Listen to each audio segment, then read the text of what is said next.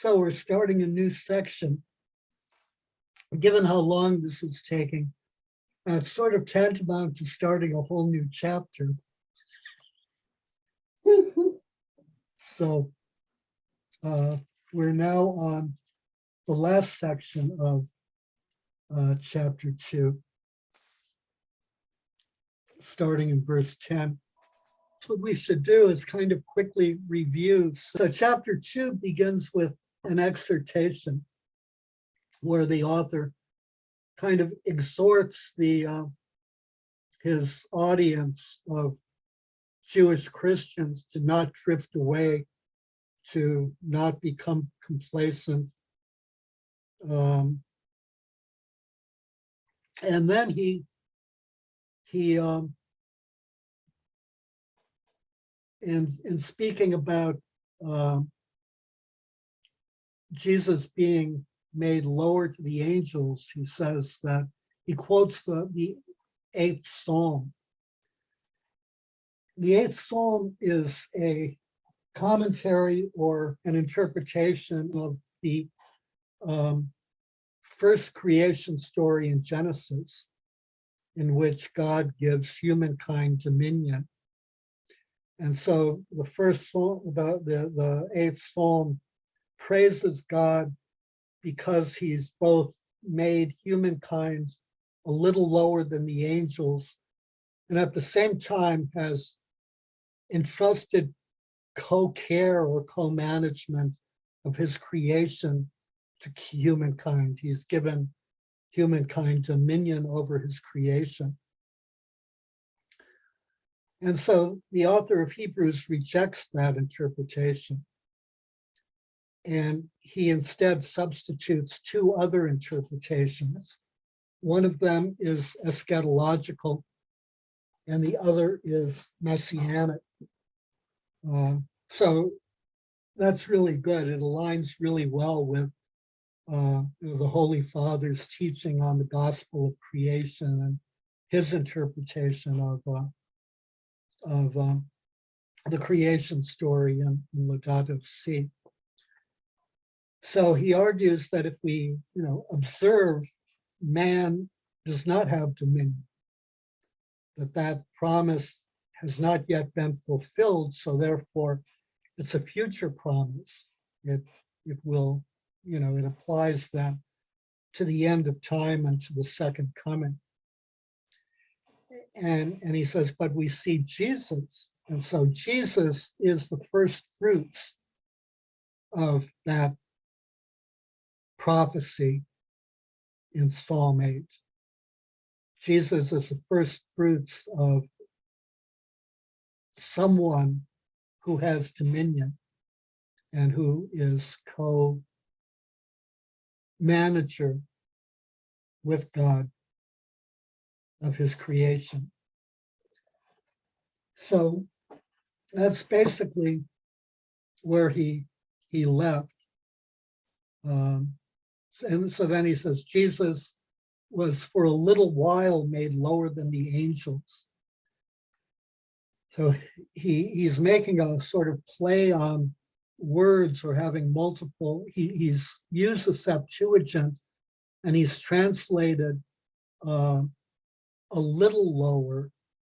So, kind of a qualitative relationship into for a little while lower, which is a temporal relationship, which stems from the ambiguity of the Greek. And he's used Son of Man in the Psalm in 2 senses, one being humankind as a whole, and the other being Jesus, as the phrase Jesus used to refer to himself from chapter 7 of Daniel. But we see Jesus crowned with glory and honor because of the suffering of death, so that by the grace of God, he might taste death for everyone. So that phrase, crowned with glory and honor, has a very subtle meaning, referring to the crowning of the high priest. The same phrase is used in the Septuagint to refer to the crowning of Aaron and his sons. So it's the first reference in Hebrews to Jesus as high priest. So that's sort of where we're at. And then we begin with verse 10 through 18. And why don't we read it again, just for the sake of keeping Thais up to date. For it was fitting that he, for whom and by whom all things exist, in bringing many sons to glory, should make the pioneer of their salvation perfect through suffering. For he who sanctifies and those who are sanctified have all one origin. That is why he is not ashamed to call them brethren, saying, I will proclaim your name to my brethren. In the midst of the congregation, I will praise you. And again, I will put my trust in him. And again, here am I and the children God has given me. Since therefore the children share in flesh and blood, he himself likewise partook of the same nature, that through death he might destroy him who has the power of death, that is, the devil, and deliver all those who through fear of death were subject to lifelong bondage. For surely it is not with angels that he is concerned, but with the descendants of Abraham. Therefore, he had to be made like his brethren in every respect, so that he might become a merciful and faithful high priest in the service of God, to make expiation for the sins of the people. For because he himself has suffered and been tempted, he is able to help those who are tempted. So the first question is, how does this section relate to the previous section, to verses 5 through 9?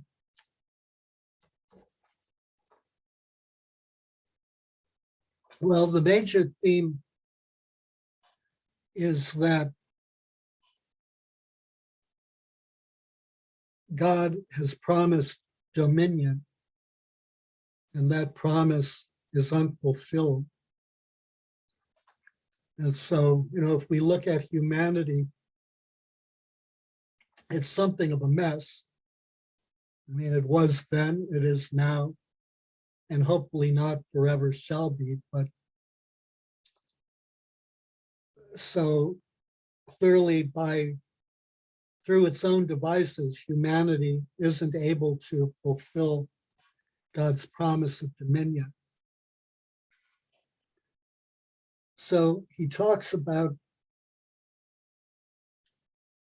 suffering and death, so that by the grace of God, he might taste death for everyone. So it's unclear what that's supposed to accomplish. And so he's now going to tell us in much greater detail. He's going to tell us a bit more about the fulfillment of God's promise of dominion. He's going to tell us more about how the suffering and death of the Messiah brings about victory over death. And he's going to further develop his theme of Jesus as priest here a bit more explicitly, but not really completely explicitly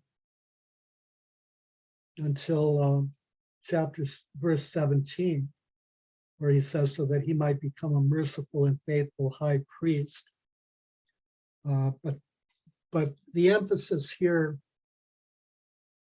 until verse 17 is very implicitly that Jesus is both priest and victim.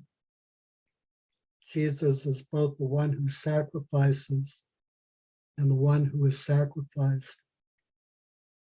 And then he says Jesus, and then also linking this, he says in verse 9, but we see Jesus, who for a little while was made lower than the angels, crowned with glory.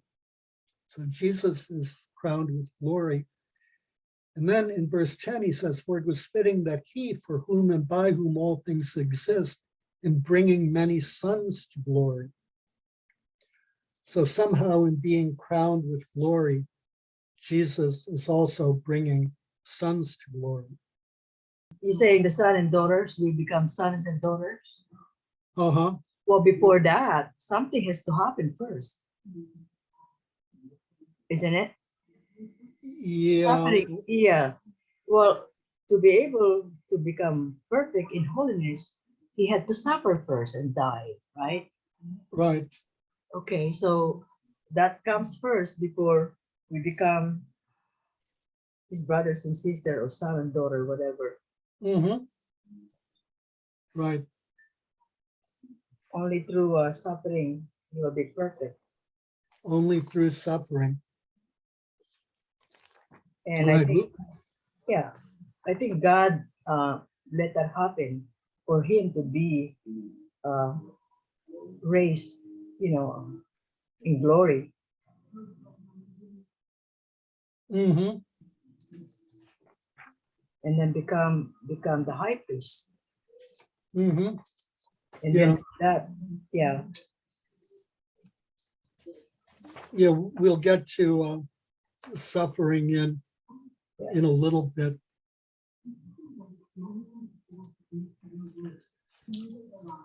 So he begins, for it was fitting. Why does he do that? It was appropriate for his son to be the leader of all of us, to be the firstborn, leading us in the future to where he is now. And fitting because it was God's plan. After he realized humanity wasn't going to do it on their own, we needed a pioneer or a leader.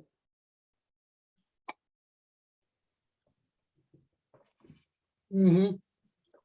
But the assumption, it was fitting, in many ways assumes that he's going to argue something that's counterintuitive. So how is it fitting for the author of creation to allow his son to fall into death and humiliation? That doesn't seem very intuitive.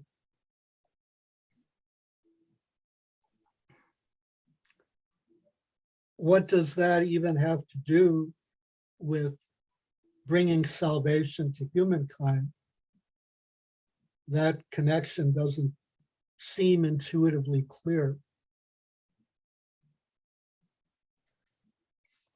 And so the was fitting, implies that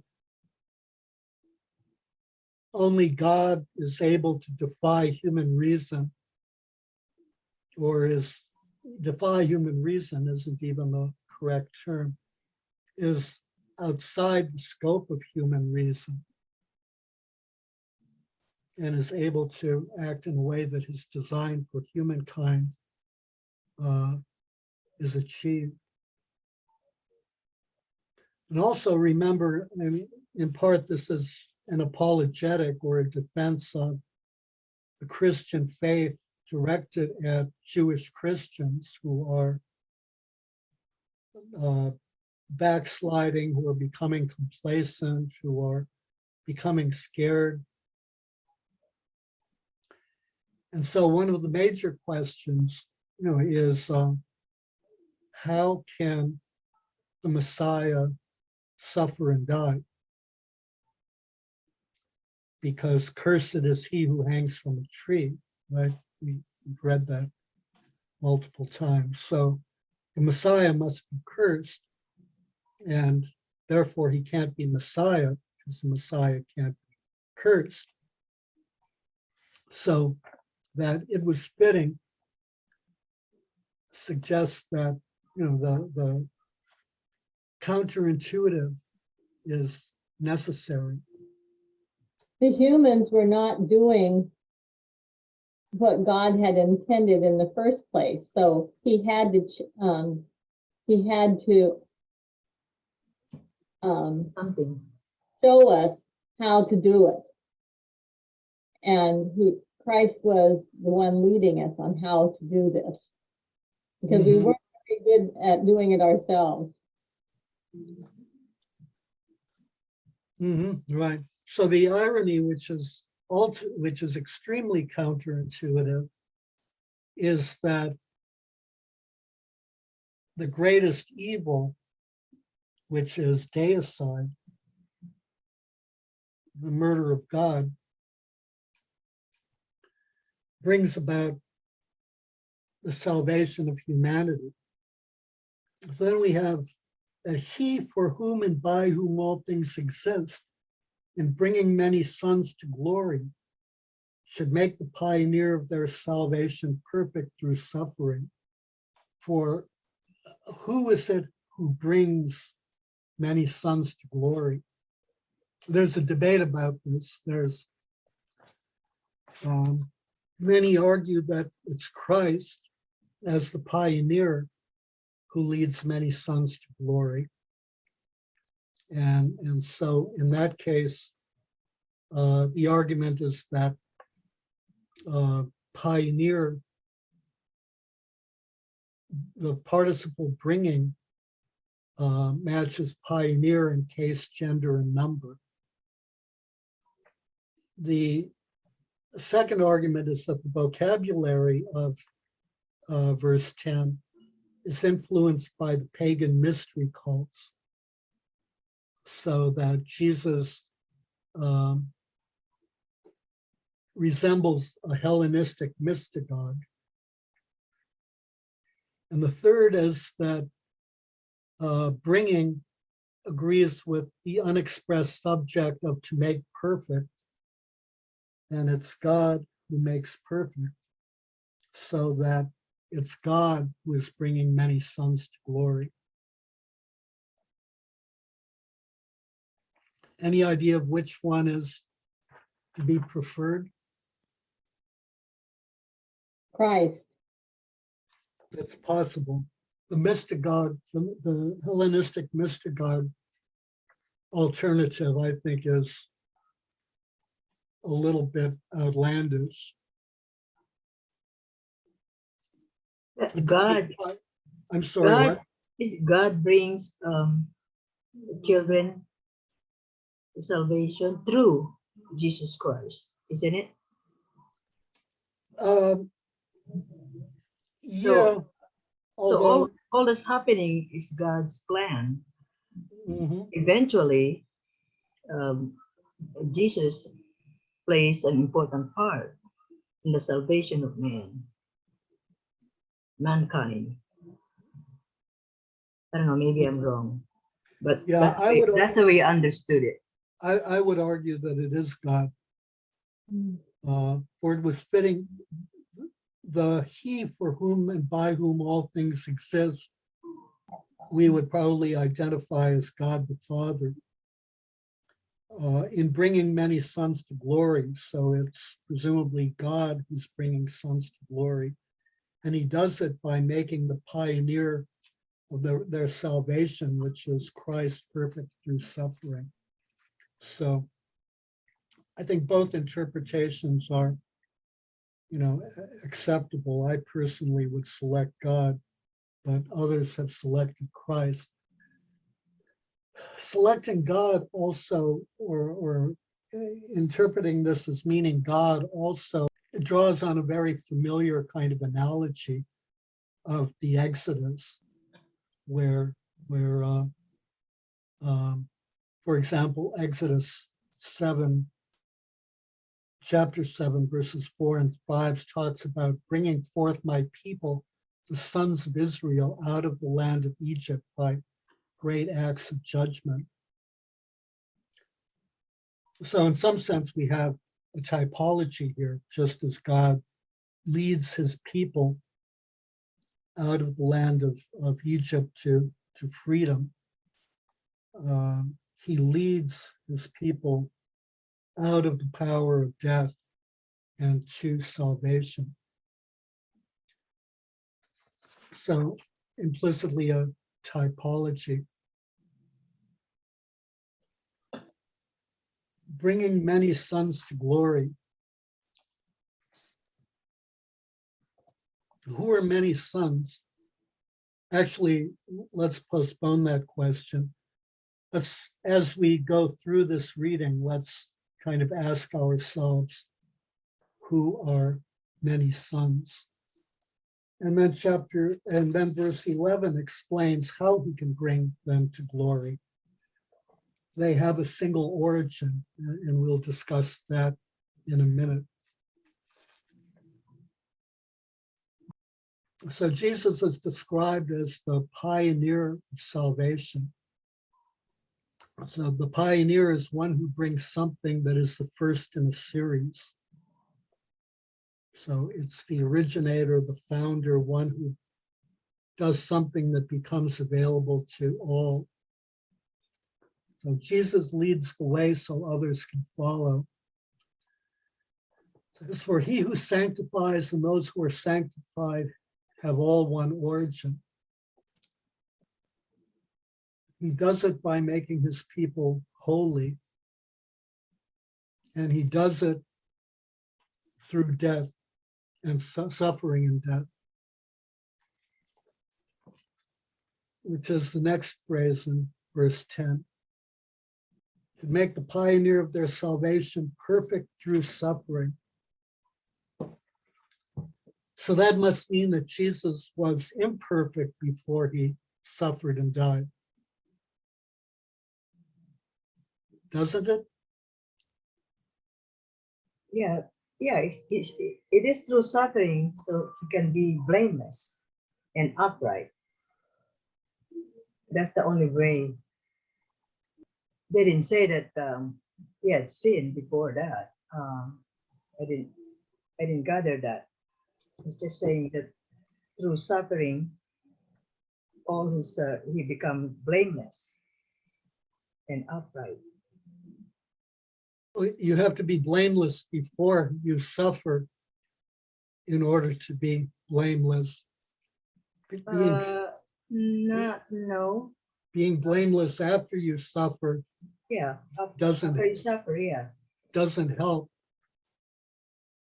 In chapter 4, verse 15, the author says, for we have not a high priest who is unable to sympathize with our weaknesses, but one who in every respect has been tempted as we are, yet without sinning. So Jesus has not sinned,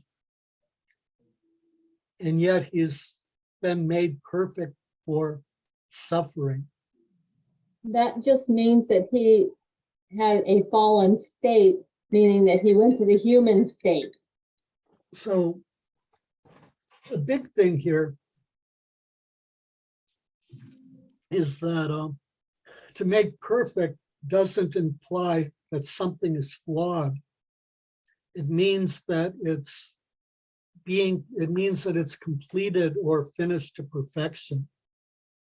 So for example, if I have a house with an open porch and I decide to enclose it with a screen, so now you can sit in it, especially in the Upper Peninsula, without being either eaten by mosquitoes or concussed when one flies into your head, then it becomes habitable. And so the house has been made perfect. It wasn't really flawed, but now it's been brought to completion. Or actually, when I was in New York, there was an Anglican cathedral being built on 110th in Amsterdam. And construction had been going on for about a century. And the church was usable, but it still wasn't complete. So once the final stones get in place, it will have been perfected, but there was nothing wrong with it as long as it was usable. So what does make perfect mean? I think you said, Connie, it meant morally blameless and upright, right? Yes, yes. Is that is that wrong? No, no. There are multiple meanings, all of them correct.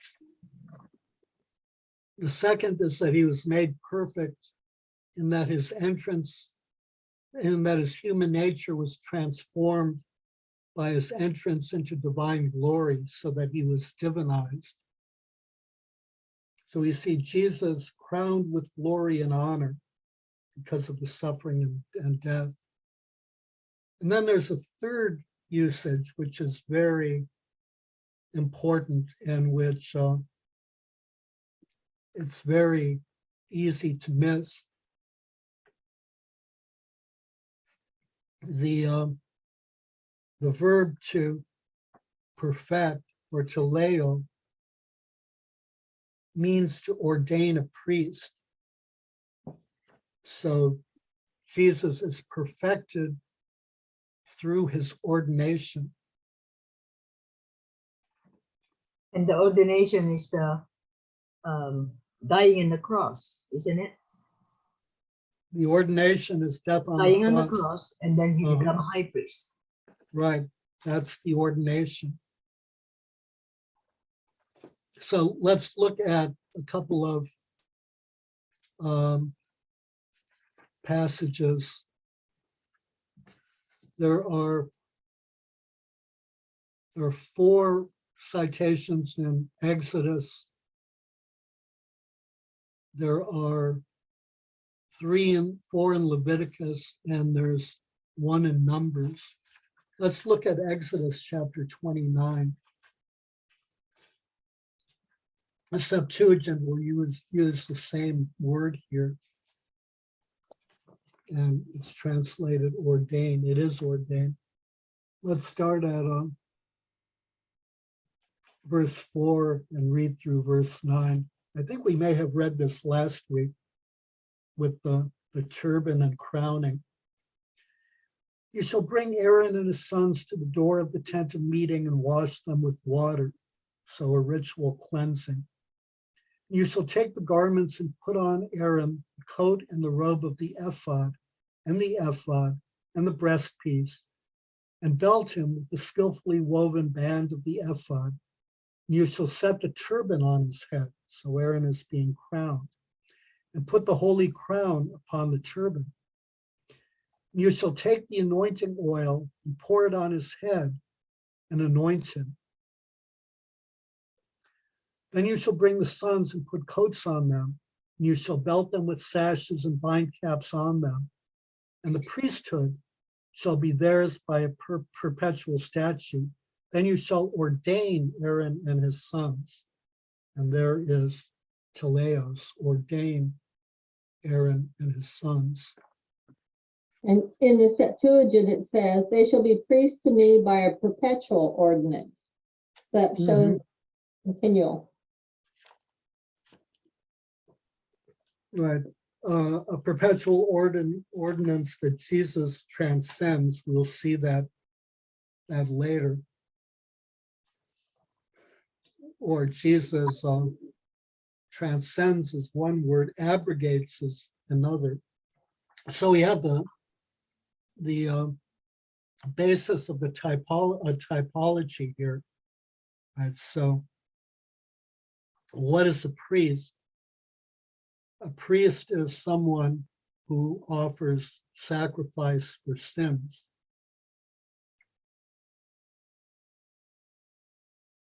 It doesn't really matter what the religion is. All priests bring sacrifices and offerings, typically for sin.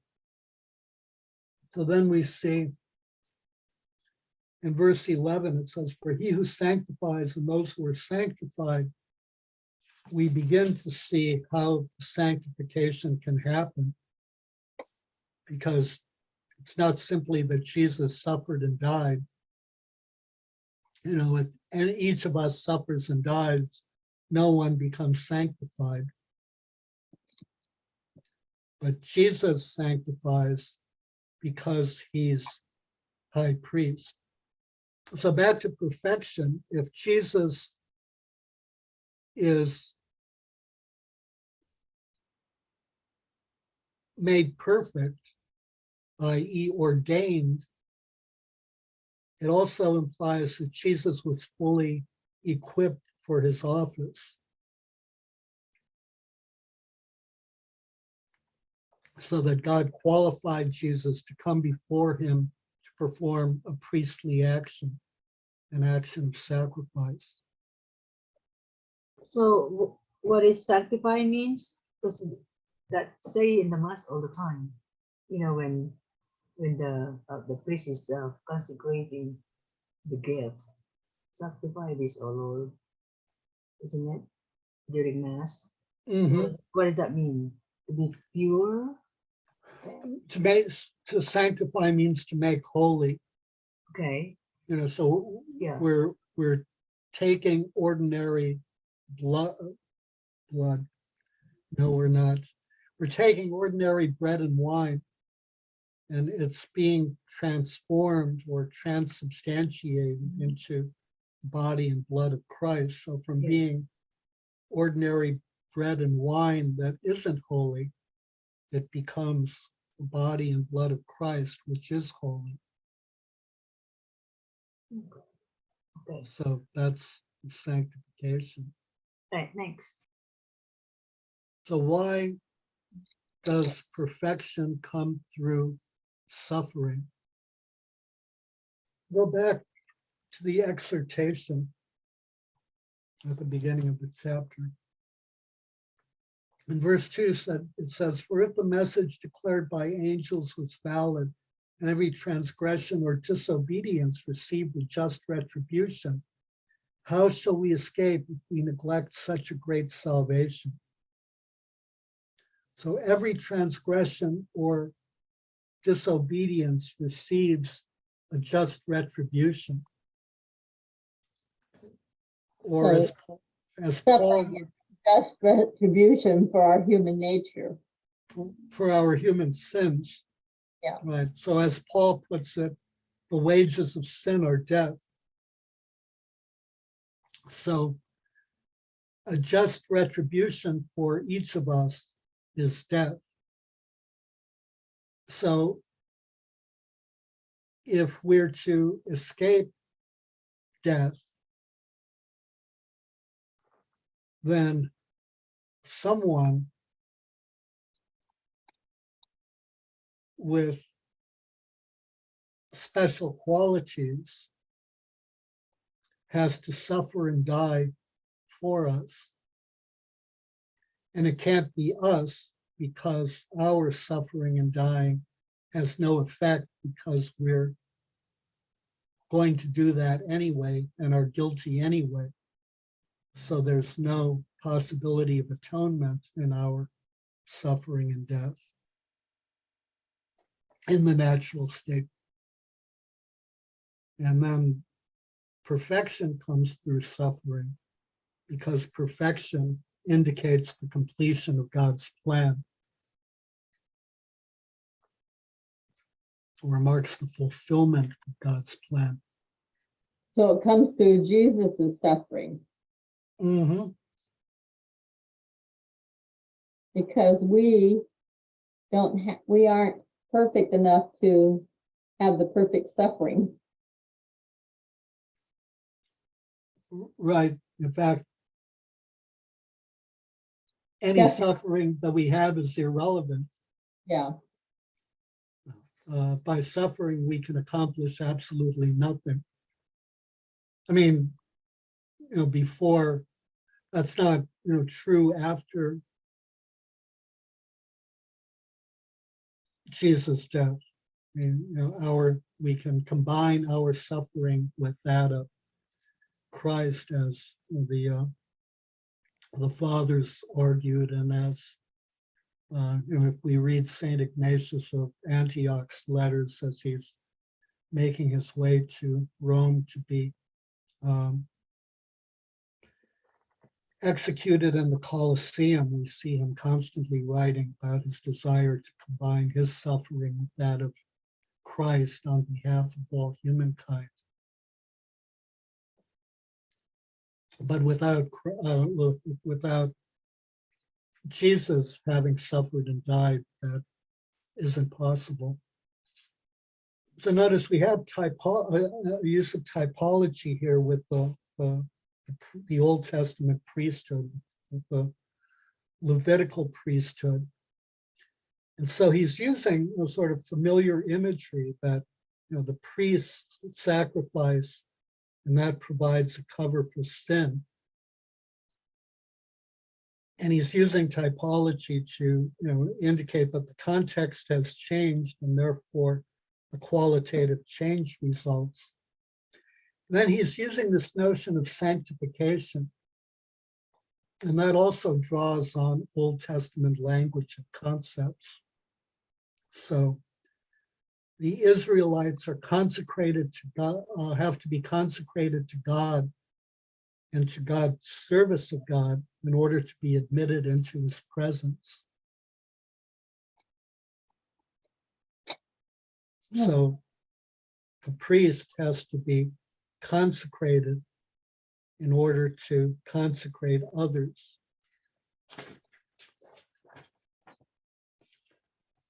So again, for Jewish Christians, that is a familiar concept, but actually I said that incorrectly. Who is it who consecrates in the Old Testament? Who is what? Who consecrates in the Old Testament?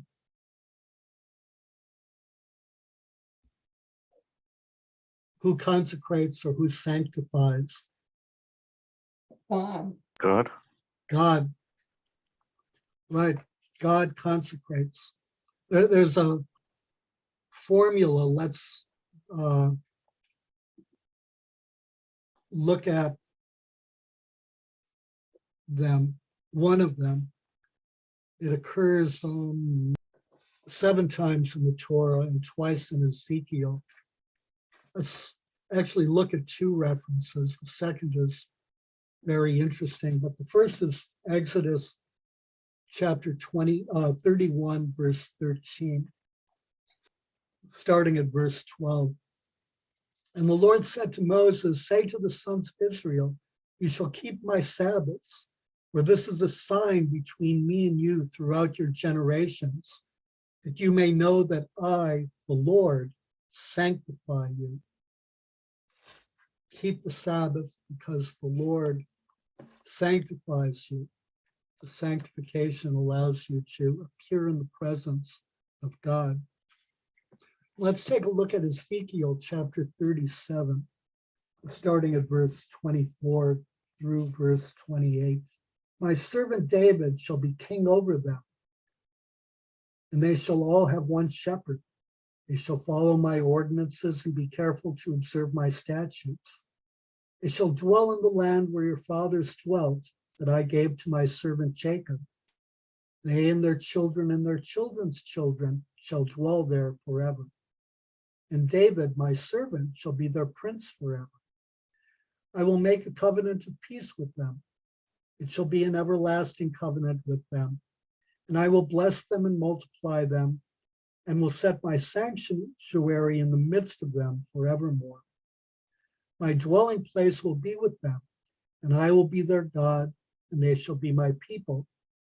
Then the nations will know that I, the Lord, sanctify Israel, when my sanctuary is in the midst of them forevermore.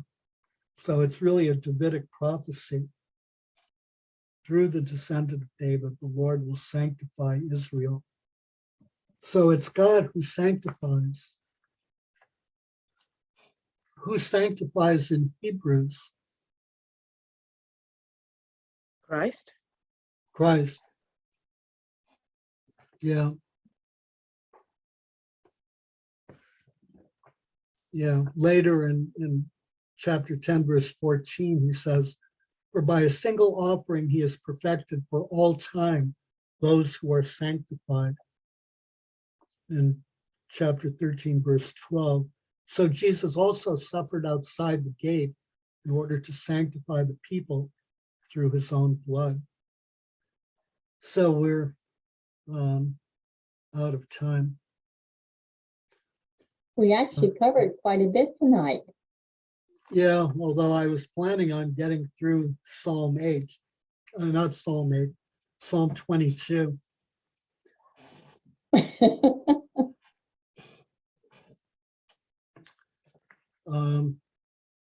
But, oh well, there's always next week. So Psalm 22 can be part of our review of what we just did for next week. Mm-hmm. Also, yeah, for next week, read all of Psalm 22. The author quotes one verse from it, but all of Psalm 22 is important. It's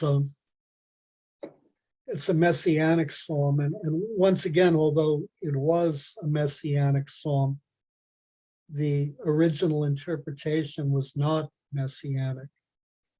And so we can discuss, among other things, besides discussing its meaning and its imagery, we also, I think, want to discuss the merits and demerits of a messianic and non-messianic interpretation. We've all read Psalm 22 multiple times already. Remember, it begins, my God, why have you forsaken me?" Does everyone remember why Jesus is saying that? I mean, he was praying the Psalms, right? He was praying the psalm. Yeah. He repeated it when he was on his second iteration of my God, why have you forsaken me, when he died.